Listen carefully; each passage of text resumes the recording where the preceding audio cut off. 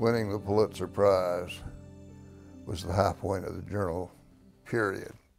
May 6, 1968, Rocco first thinks something exploded in the darkroom.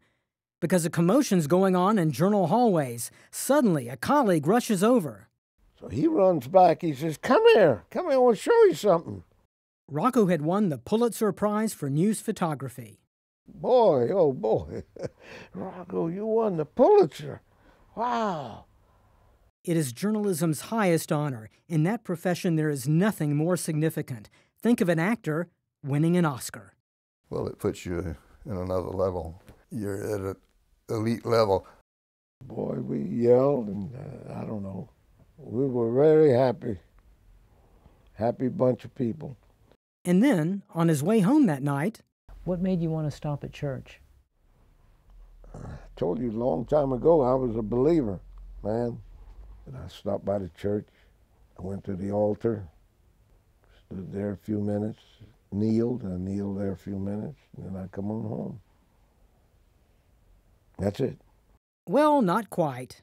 Actually, it was just beginning. Cards and letters and phone calls from friends, long-lost friends, who heard the news. Daddy never says, I won the Pulitzer. He always says, we won the Pulitzer. And by that, he means his family. And I know he means, too, all those people at the old journal. He always considered them his family. And the family had a grand party to celebrate Rocco's accomplishment. By all accounts, it was a barn burner. And sometime during that evening, Rocco got, guess what?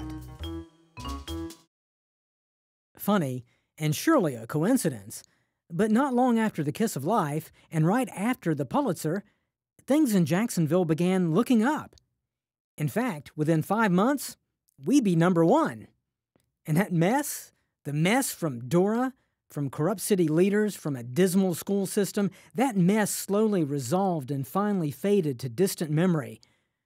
Oh, we're not suggesting the Kiss actually caused any of this, but it sure was a harbinger, wasn't it? A sign, a symbol, call it what you will, a herald of better days. Once again, Rocco's timing couldn't have been any better. As for the three men, the picture bonded them forever. J.D. and Randall remained with the Jacksonville Electric Authority, and not surprisingly, remained good friends. Did he credit J.D. with saving his life? Oh, yeah. Well, he just said that if it wasn't for J.D., he wouldn't be there. Randall had 2 good decades after the picture. Then he had a heart attack and a quintuple bypass. J.D., along with Rocco, who by now had retired from the journal, paid a visit at St. Vincent's. And I'm looking for him, and I hear this voice call out my name. That man had the highest spirits, and here he was laying there, and here he is yelling and talking like nothing happened. Then, in 1991, another accident. Randall got a second jolt, this time 26,000 volts. It was devastating.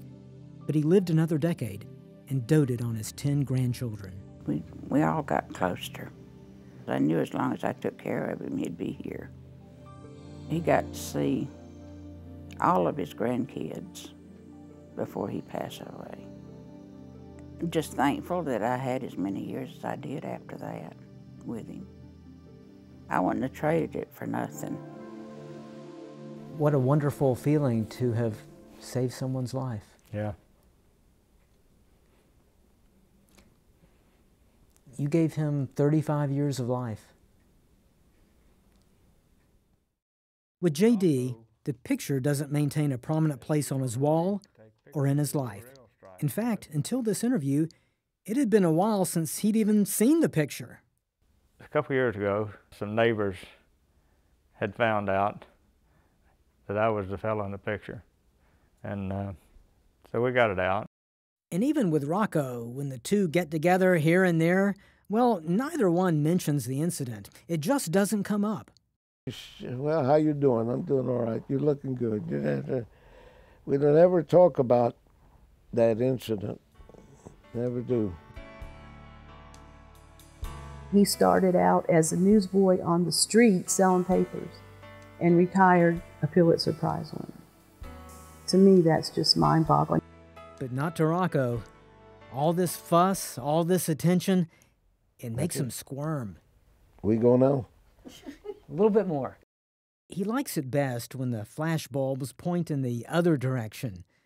The quiet man who'd rather focus on the other guy. I'm glad I could help somebody. Glad I could help somebody, because that's what that picture stands for, somebody helping somebody. Somebody helping somebody. One man helping someone else. So ordinary yet so extraordinary. Are we referring now to the man or to his picture? This we do know. It's both.